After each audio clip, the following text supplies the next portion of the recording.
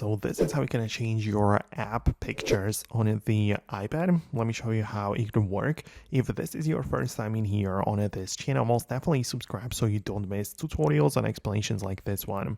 Okay, so there are more ways, I would say two main methods how you can change it. So at first, you would pay attention to the way of like the official way of changing the app icon. Some developers of some apps allow you to do that natively.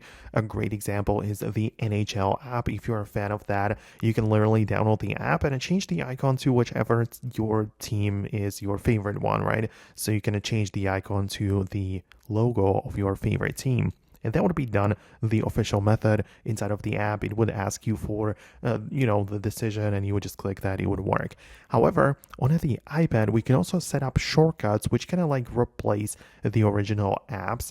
And those can be customized completely. Like you can change the name and the image as much as you want.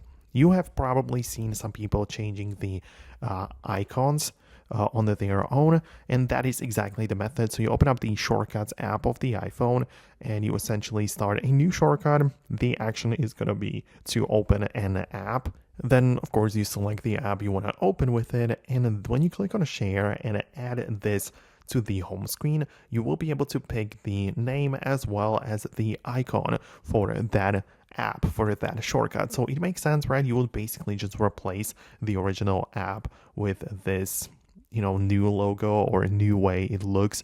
It's obviously just a shortcut which triggers the original app, but in reality it looks like a new icon on the home screen. So that is the method a lot of people use. So let me know in the comments below if it actually worked out well for you. Thanks a lot for watching, and I hope to see you later in the future videos too.